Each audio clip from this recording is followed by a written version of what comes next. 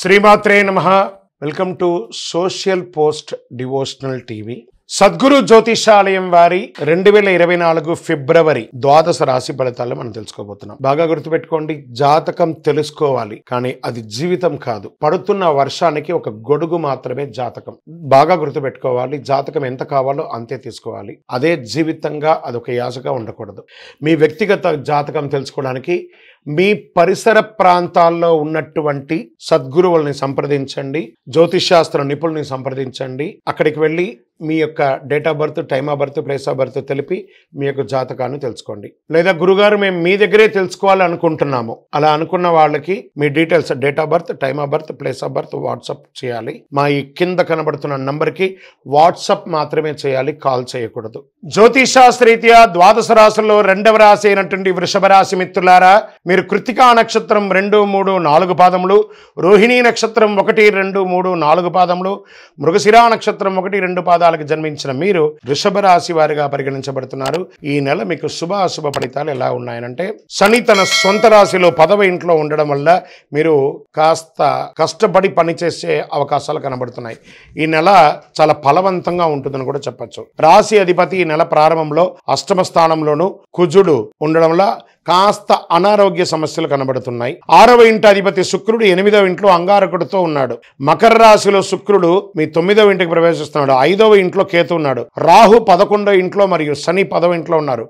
7వ ఇంటిపై కుజుడు ఉన్నాడు. కేతు 5వ ఇంట్లో ఉండడం మరియు 12వ ఇంట్లో బృహస్పతి ఉండడం, 8వ ఇంట్లో అంగారకుడు శుక్రుడు కలిసి ఉంటారు. వృత్తికి చాలా అనుకూలమైనటువంటి సమయం. అయితే కాస్త వ్యాపారంలో మిశ్రమ ఫలితం, హెచ్చుతగ్గులు ఉంటాయి. చాలా బిజీగా ఉంటారండి ఈ నెలంతా కూడా. బిజీగా ఉంటారు. మీ యొక్క ఆఫీస్లో మీకు ఒక మంచి ప్రమోషన్స్ దొరుకుతుంది. మీకు అవార్డు కూడా వచ్చే అవకాశాలు బాగా కనబడుతున్నాయి. మీ కష్టానికి ప్రతిఫలం తగ్గుతుంది. వ్యాపారంలో మీ ప్రత్యర్థులు మిమ్మల్ని చిగాకు పెట్టినా మీరు గెలుస్తారు. విద్యార్థులు చాలా అద్భుతమైనటువంటి పరీక్షా పోటీల్లో రాసి ఉత్తీర్ణులయ్యి విదేశాలకు ప్రయత్నం చేస్తున్న వారికి చాలా బాగుంటుంది. ఈ వీసా రిజెక్ట్ అయిన వాళ్ళకందరికీ కూడా రెన్యువల్ అయ్యే అవకాశాలు బాగా కనబడుతున్నాయి. కష్టపడి చదవండి, విజయం మీదే. విద్యార్థులారా బాగా గుర్తుపెట్టుకోండి, మీ అంచనాల ప్రకారం చాలా రోజులుగా ఎదురు చూస్తున్నటువంటి ఒక ఆగిపోయిన పని మొదలవుతుంది మాస ద్వితీయంలో. కుటుంబ పరంగా అన్నదమ్ములు, అక్క చెల్లెలు, భార్యాభర్తల మధ్య సఖ్యత పెరుగుతుంది. ఇంటిలో ఒక ఆహ్లాదకరమైనటువంటి వాతావరణం వస్తుంది. గృహప్రవేశాది కార్యక్రమాలు వస్తాయి, వివాహాది కార్యక్రమాలు వస్తున్నాయి. ఆర్థికంగా కాస్త స్టక్ అయినవన్నీ కూడా క్లియర్ అవుతుంది. మీకు రావాల్సిన మొండి బాకీలన్నీ కూడా వస్తున్నాయి. ఆరోగ్యం చాలా అద్భుతంగా ఉంటుందని కూడా చెప్పొచ్చు. చిన్న చిన్న అనారోగ్యం అవన్నీ కూడా సమసిపోతుంది. ఆన్లైన్ మార్కెటింగ్ వ్యాపారం చేసే వారికి లాభస్థాయిలో ఉంటుందని చెప్పొచ్చు. మీరు ఉన్న చోట నుండి వేరే చోటికి స్థానచలనం అయ్యే అవకాశాలు కూడా కనబడుతున్నాయి. వివాహం కాని వారికి ఇది యోగదాయకం. రాజకీయ నాయకులకి 70-30గా ఉంది. కాస్త జాగ్రత్తగా ఉండండి, మాట అదుపులో ఉంచుకోండి చాలు.